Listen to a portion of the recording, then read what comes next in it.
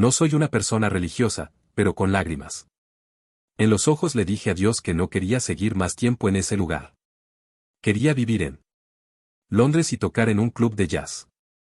Era algo completamente ingenuo y ridículo, pero me hice a mí mismo la firme promesa de ser batería. Los padres de Mick entendieron que la escuela no era el lugar adecuado para alguien con el tipo de inteligencia de Mick. A los 16 años les dijo que quería dejar el colegio y ellos, en lugar de insistir en que siguiera adelante hasta su graduación, le metieron en un tren rumbo a Londres con una batería y le dejaron que persiguiera sus sueños. Lo que vino después fue una serie de oportunidades que tal vez nunca habrían llegado si Mick se hubiese quedado en el colegio. Un día, mientras practicaba con la batería en el garaje, el vecino de Mick, un teclista llamado Peter Bardens, llamó a su puerta. Mick pensó que Bardens iba a pedirle que dejara de armar tanto ruido, pero en lugar de eso le invitó a tocar con él en un concierto que iba a dar en un club juvenil local. Esto llevó a Mick al corazón de la escena musical londinense a principios de los años 60. De niño nunca me sentía realizado, pero entonces empecé a recibir señales de que estaba bien ser quien era y hacerlo que estaba haciendo. Su amigo Peter Green le propuso como batería sustituto de los Blues Breakers de John Mayall, un grupo del que en diferentes momentos formaron parte Eric Clapton, Jack Bruce, de Cream, y Mick Taylor, de los Rolling Stones. Más tarde, junto con Green y otro exalumno de los Bluesbreakers, John M.C. Viernes, formó Fleetwood Mac. El resto es la historia de álbumes multiplatinos y de estadios con las entradas agotadas. Pero incluso siendo uno de los baterías más famosos del mundo, el análisis que Mick hace de su talento natural sigue llevándola. Marca de sus experiencias en el colegio, mi estilo carece de estructura matemática. Me quedaría completamente paralizado si alguien me preguntase, ¿sabes lo que es un compás? 4/8. Los músicos con los que trabajo saben que en realidad soy como un niño. Si me dicen, ya sabes, en el estribillo, en el segundo compás, yo respondo, no lo sé, porque no veo la diferencia entre un estribillo y una estrofa. Los reconoceré si tocas la canción porque entonces podré escuchar la letra.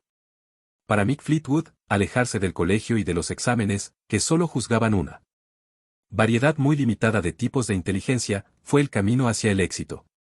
Mis padres vieron que sin duda la luz que iluminaba a esta pequeña y divertida criatura no eran los estudios. Esto sucedió porque entendió de forma innata que tenía grandes aptitudes para algo que la nota de un examen nunca habría reflejado. Ocurrió porque eligió no aceptar que era inútil según la norma. Darlo todo por hecho. Uno de los principios clave del elemento es que tenemos que cuestionar aquello que damos por sentado acerca de nuestras habilidades y de las habilidades de otra gente.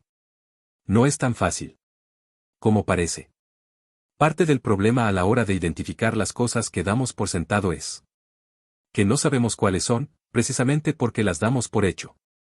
Se convierten en suposiciones que no cuestionamos, en parte del tejido de nuestro razonamiento. No las cuestionamos porque las vemos como fundamentales, como parte integral de nuestra vida. Como el aire. Como la gravedad. Como la televisiva Oprah Winfrey. Un buen ejemplo de algo que mucha gente da por sentado sin darse cuenta es el número de sentidos que tenemos.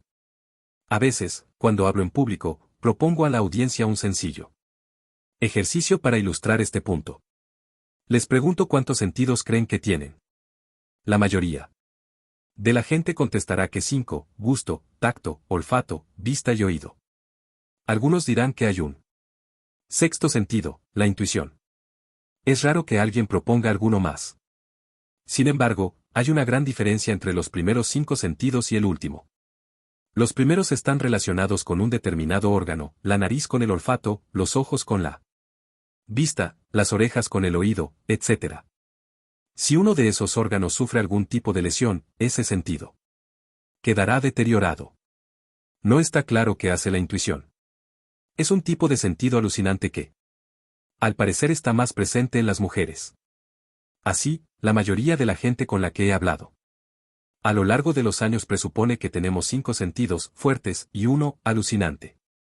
La antropóloga Catherine Lynchers explica en un libro fascinante, titulado Culture and the Senses, su trabajo con el pueblo Anloewe del sudeste de Ghana. Debo decir que siento cierta debilidad por los grupos étnicos marginados de la actualidad. Parece como si los antropólogos siempre estuviesen acechándolos, como si su unidad familiar media comprendiera 3 hijos y un antropólogo que se sienta con ellos y les pregunta qué están desayunando. Aún así, el estudio de Chertz fue revelador. Una de las cosas que aprendió sobre los Anloewe es que no piensan acerca de los sentidos como lo hacemos nosotros. En primer lugar, nunca se les había ocurrido contarlos. El concepto en sí mismo les parecía irrelevante. Además, cuando Chertz enumeró los 5 sentidos que nosotros damos por seguros, ellos le preguntaron acerca del otro. El principal. No se referían a un sentido alucinante, ni a un sentido secundario que hubiera sobrevivido entre los Anloewe pero que nosotros hubiésemos perdido. Se referían a un sentido que todos tenemos y que es fundamental para desenvolvernos en el mundo, el sentido del equilibrio. Los fluidos y los huesos de nuestro oído interno median en el sentido del equilibrio. Basta que pienses en el impacto que tu vida sufriría si tu sentido del equilibrio se dañara, debido a una enfermedad o al alcohol, para que te hagas una idea de lo importante que es en nuestra existencia diaria. A pesar de todo, casi nadie lo incluye en la lista de los sentidos. No es que la mayoría carezca del sentido del equilibrio, sino que se ha acostumbrado tanto a la idea de que tenemos 5 sentidos, y puede que uno alucinante, que ha dejado de pensar en ello. Se ha convertido en una cuestión de sentido común. Simplemente se da por sentado. Uno de los enemigos de la creatividad y la innovación, en particular en relación con nuestro propio crecimiento, es el sentido común. El dramaturgo Bertolt Brecht dijo que cuando algo nos parece lo más evidente del mundo no hacemos ningún esfuerzo por entenderlo. Si no supusiste de inmediato que el otro sentido era el del equilibrio, no te lleves un mal rato. El hecho es que la mayoría de la gente con la que hablo tampoco lo adivina. Aún así, este sentido es, como mínimo, tan importante como los 5 que damos por sabidos. Y no es el único que olvidamos tomar en consideración. Los psicólogos están en buena parte de acuerdo con que además de los 5 sentidos que todos conocemos hay 4 más. El primero es nuestro sentido de la temperatura. Termocepción. Se trata de un sentido diferente al del tacto. No necesitamos tocar algo para sentir frío o calor. Este sentido es fundamental, pues los seres humanos solo podemos sobrevivir dentro de una banda de temperatura relativamente estrecha. Esta es una de las razones por la que llevamos ropa. Una de ellas. Otro es el sentido del dolor, nocicepción. En general, hoy día los científicos están de acuerdo con que se trata de un sistema sensorial diferente al del tacto o al de la temperatura. También parece haber sistemas separados que registran si el dolor se origina en el interior o en el exterior de nuestro cuerpo. El siguiente es el sentido vestibular, equilibriocepción, que incluye nuestro sentido del equilibrio y la aceleración. Y por último está el sentido kinestésico. Propiocepción, que nos proporciona información acerca de dónde están nuestras extremidades y el resto de nuestro cuerpo en el espacio y en relación con los demás. Este sentido es fundamental para levantarnos, caminar y regresar de nuevo al punto inicial. El sentido de la intuición no parece dar la talla para la mayoría de los psicólogos. Volveré a ello más tarde. Todos ellos contribuyen a la sensación que tenemos de formar parte del mundo y a nuestra habilidad para desenvolvernos en él.